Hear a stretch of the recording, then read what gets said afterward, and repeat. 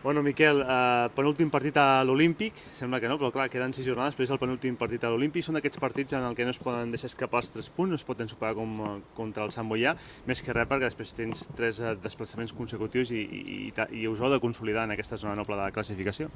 I perquè fora no estem bé, però ara ens toca pensar només en l'Europa. Jo crec que és un partit, si no decisiu, sí pot ser determinant.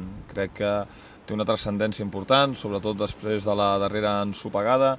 Ens enfrontem a un equip que a priori tots comptàvem que estaria lluitant amb l'Espanyol per la primera plaça, i ara qui ostenta la primera plaça és el Prat, no pas l'Espanyol, i a més sembla que es mantindrà en aquesta posició fins al final per la diferència que té de punts, i és un equip que lluita per la permanència. L'Europa crec que no està confeccionat per aquest objectiu, però viu una dinàmica de resultats negatius que l'han condicionat. I ara ve la desesperada a l'Olímpic. Per això dic que crec que és un partit molt, molt important per al Terrassa. Nosaltres tenim que donar un pas endavant, aquest pas endavant té que ser important, i aquest pas endavant important s'ha de donar davant de l'Europa.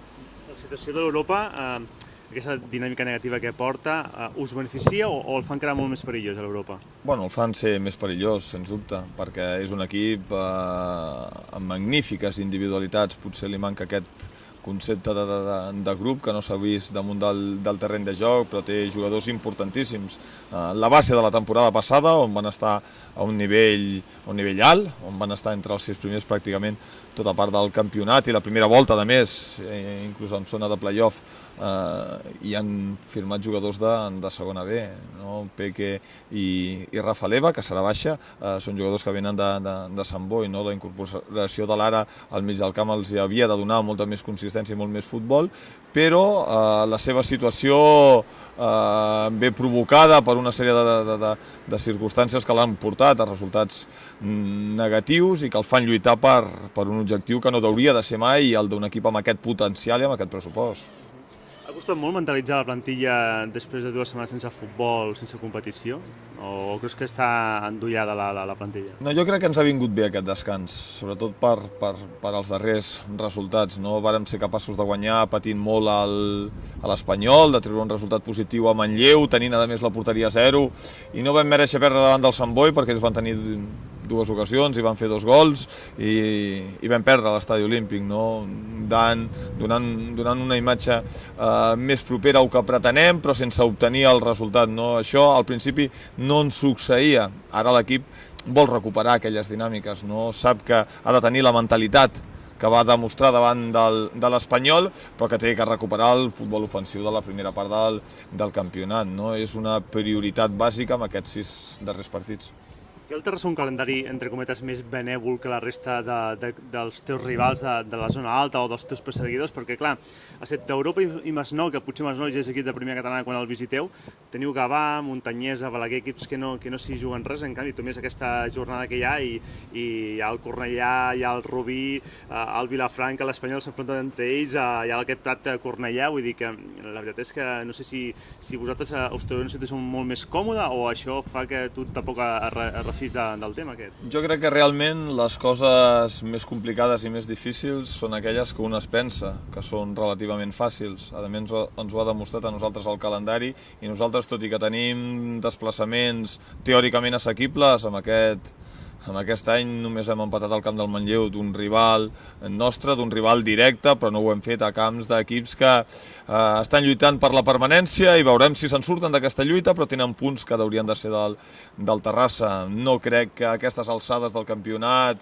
i havent demostrat durant tota la Lliga que es pot produir qualsevol resultat, hi hagi un rival accessible o hi hagi un calendari més fàcil que un altre. Nosaltres no oblidem que tenim 4 partits fora de casa, que fora de casa en aquest 2012 només han tret un empat, però de totes maneres és anticipant-se. Hem de pensar única i exclusivament en l'Europa, que, com et deia abans, és un partit, si no decisiu, sí pot ser determinant, on podem donar un pas molt, molt important davant d'un equip que té magnífics jugadors, però que està lluitant per la permanència, no? Això, com et comentava abans, genera moltes dificultats per nosaltres. Centrem-nos única i exclusivament amb el partit de l'Europa, que aquí és on tenim que donar un cop important damunt de la taula per encarar els darrers partits amb molta més confiança, que la necessitem.